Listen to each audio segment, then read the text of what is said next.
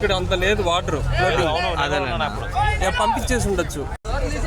అంటే ఏం జరిగింది అనేది మీకే తెలుసు. ఆగినప్పుడు అంత గొడవలు లేదు, చూసాను నేను. మరీ ఘోరం చేశారు ఆ రోజు.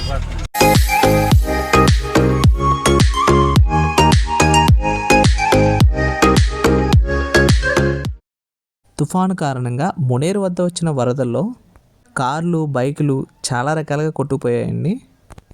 అయితే వీటన్నిటికీ కారణం పోలీసుల వైఫల్యం అని చెప్పేసి ఇక్కడ వాళ్ళు చెప్తున్నారు. మునేరు వద్ద వరద చేసిన బీభత్సం అండి ఇది. అల్లకల్లోలం అయిపోయింది ఇక్కడ బైపాస్ అంతా. రోడ్డు అంచున పెద్ద పెద్ద గుంతలు అయితే పడ్డాయండి. రోడ్డు అంచున ఏదైతే మనం రాళ్ళు అనేవి ఏర్పాటు చేశారో అవి రాళ్లతో సహా లేచిపోయి చాలా దారుణమైన పరిస్థితులు అయితే ఇక్కడ నెలకొన్నాయి.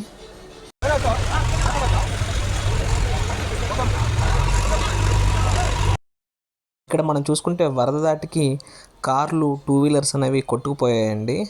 అది పొలాల్లో అయితే చాలా వెహికల్స్ అయితే ఇరుక్కుపోయాయి. సో వాటన్నిటిని మనం ఇప్పుడు చూద్దాము.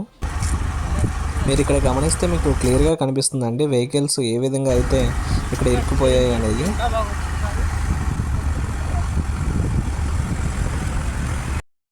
ఇక్కడ మనం గమనిస్తే ఇదిగోండి చాలా దూరంలో కూడా వెహికల్స్ అనేవి అలా ఇరుక్కుపోయాయి.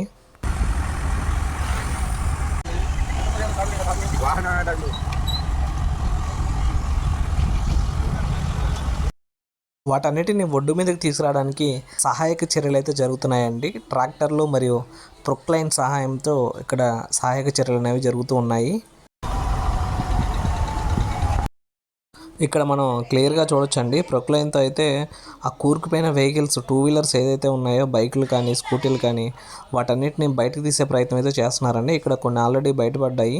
సో ఇది వచ్చేసి స్కూటీ అండి. కొత్త స్కూటీ కేవలం 20 రోజులు మాత్రమే అవుతుందంటే దానికి నెంబర్ ప్లేట్ కూడా రాలేదని చెప్పేసి దానికి ఓనర్ అయితే చాలా బాధపడుతున్నారండి. సో ఈ విధంగా ఇటువంటి చాలా బాధాకరమైన పరిస్థితులు అనేవి ఇక్కడ నెలకొన్నాయండి.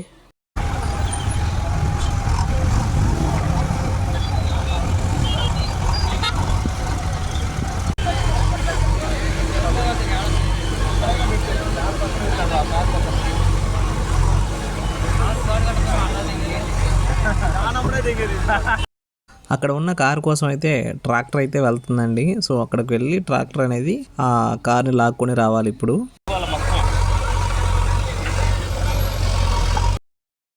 భారీ ప్రొక్లైన్ సహాయంతో ట్రాక్టర్తో లాక్కొచ్చిన కార్లను తీసి రోడ్డు మీద పెట్టడానికి ఈ ప్రొక్లైన్ అనేది ఉపయోగిస్తారండి. ఈ వరద చేసిన బీభత్సాన్ని అయితే చూడడానికి జనాలు తండోపుతండాలుగా అయితే ఇక్కడికి వస్తున్నారండి.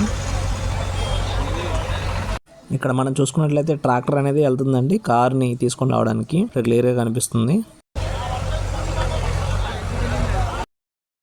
మట్టిలోంచి వచ్చిన బైకులను అయితే పైకి తీసుకురావడానికి చాలా కష్టాలు అయితే పడుతున్నారండి. 2 రోజులుగా అవి పూర్తిగా నీళ్ళలో నానిపోయి అసలు పూర్తిగా పనికి రాకుండా పోతాయని చాలా బాధపడుతున్నారండి.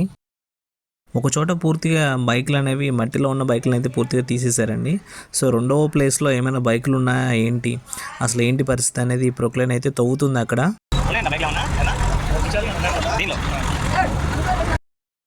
ఇక్కడ ప్రొక్లైన్ చేస్తుందండి. అటువైపు మనం చూసుకుంటే కారు తీసుకురావడానికి 1 కాదు 2 ట్రాక్టర్లు అయితే వెళ్ళాయి కార్ని లాక్కొని రావడానికి. సో వాటి పని అక్కడ జరుగుతూనే ఉంది. ఇక్కడ దీని పని ఇక్కడ జరుగుతుందండి.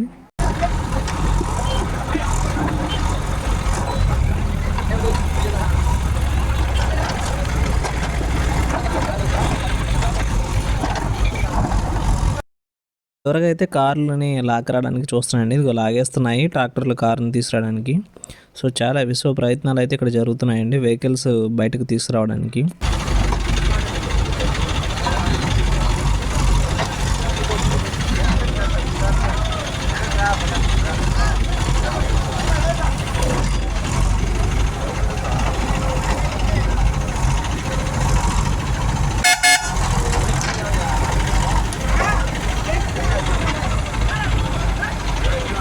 ఒకవైపు ప్రొక్లైన్ మరియు ట్రాక్టర్ల వాటిపైన అవి చేస్తుంటే ఇక్కడ మాత్రం లాక్కొచ్చిన కార్ని తీసుకురావడానికి ఈ పెద్ద క్రేన్ అయితే ఉపయోగిస్తున్నారండి.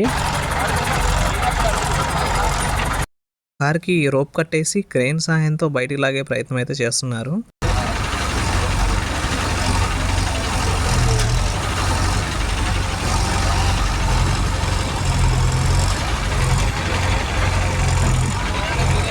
ట్రాఫిక్ జామ్ అయింది. ఓవైపు కారు కోసం అలా చూస్తుంటే ఇదిగోండి మన ట్రాక్టర్లు వచ్చేసి ఆ లోపల ఉన్న కార్ని అయితే తీసుకొస్తున్నాయండి. 2 ట్రాక్టర్లు కలిపి కార్ని తీసుకొస్తున్నాయి.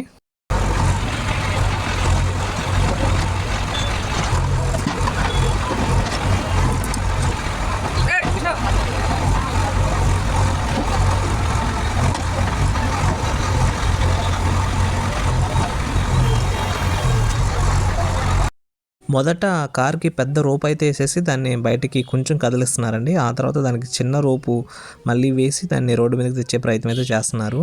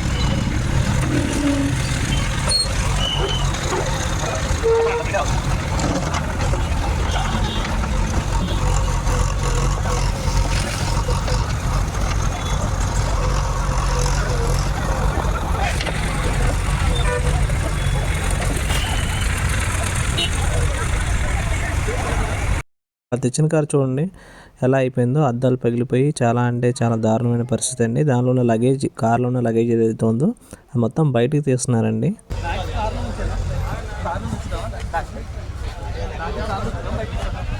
ఇక్కడ అంత లేదు వాటర్, పంపించేసి ఉండొచ్చు. అంటే ఏం జరిగింది అనేది మీకే తెలుసు. ఆగినప్పుడు అంత గొడవ లేదు సార్, ఇక్కడ వరకే ఉంది, చూసాను నేను. మరీ ఘోరం చేశారు ఆ రోజు డిపార్ట్మెంట్.